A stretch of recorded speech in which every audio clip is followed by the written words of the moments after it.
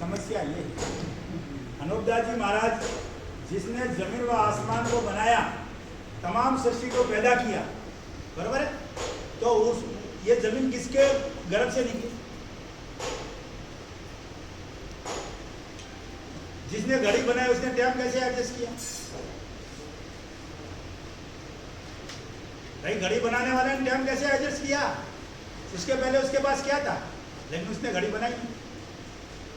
तो जिसने जमीन व आसमान बनाया वो पैदा नहीं कर सकते? वो कुछ भी कर सकता है कि नहीं कर सकता?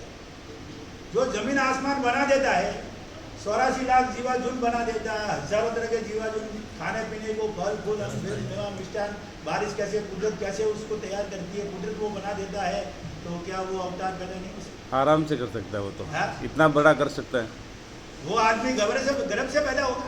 नहीं। अवतार का मतलब ही ये है कि वो गर्भ से पैदा नहीं हुआ। ये मैं डंडे की चोट पे कहता हूँ। और अनूपदास जी महाराज गर्भ से पैदा भी नहीं हुए, भले गर्भ से। इस बात को समझना, ये विषय मैं तो समझा हुआ था, आपके लिए उठाया है। लोग प्रश्न पूछेंगे। उन्होंने लिखा कि पहाड़ों का रहना फल फूल का खाना छोड़ के, पहाड़ों का रहना फल फूल का खाना छोड़ के मैं इस काम में लगाऊं।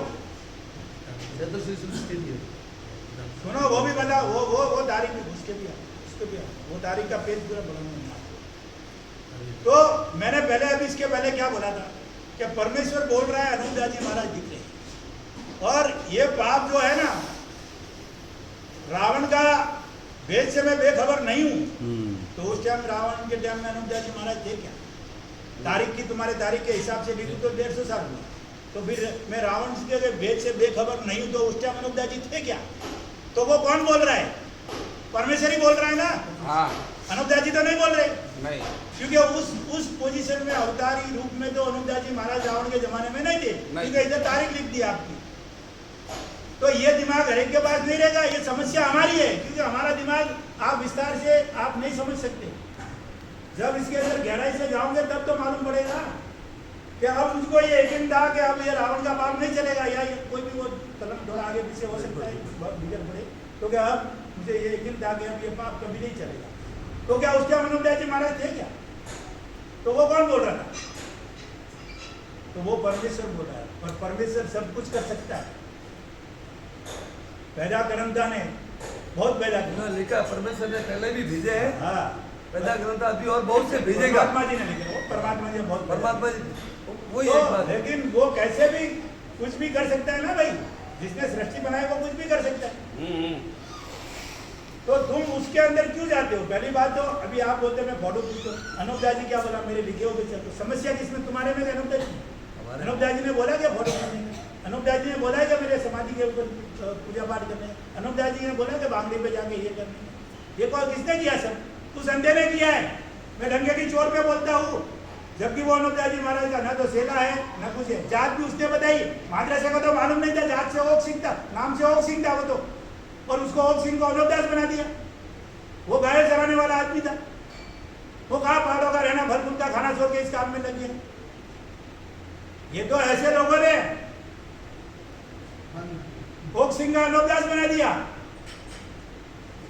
और फोटो तो था ही ना, जब इंसान हुआ तो फोटो समझ तो उतनी है ना इनकी कि भाई गर्भ से पैदा हुआ है तो फोटो था ही, अवतार लिया अवतार। लेकिन अनूपदास जी महाराज ने, सुनो इधर देखो ना, मैं अटे जवाब आया तो मुझे बड़े बड़े बोल के अनूपदास जी महाराज बोलते तुम भी अवतारी हो। ये बड़ी एक पदवी दी है, तुमको सम्मान दिया है कि तुम भी अवतारी हो। लेकिन अवतार सिर्फ अनूपदास जी महाराज। तो अभी अनूपदास जी महाराज जिंदे हैं, किताब के जरिए तो जिंदे ही है ना, समझ में नहीं आते तो जिंदे हैं। फिर फोटो के ऊपर पूछने की क्या? फिर फोटो को क्यों मानते? तो ये फोटो तुम मान रहे हो तो तुम लोगों को गुमराह बना रहे हो। समस्या तुम्हारी है। महाराज ने तो साफ साफ लिख दिया, कहीं भी कुछ भी नहीं बोला क्या मैं बढ़ियों के जाल में गए तो मुझसे ये दुख नहीं सहा जाता है। क्या बोल रहे? रोज रोज बढ़िया मुझे दुख दे रहे, मुझसे ये दुख नहीं सहा जाता है। मैं न्याय की हैरान होकर लिखता हूँ। तो समस्या तुम्हारी है क्या? अनूपदास जी महाराज की है। बात तुमको समझ में नहीं आई और परेशान दूसरे को कर रहे हो, समझे हो आदमी को भटका रहे हो। अब वही भाई तुम्हारा पकड़ कौन सा है वो भाई? 102 101 102 बोलो।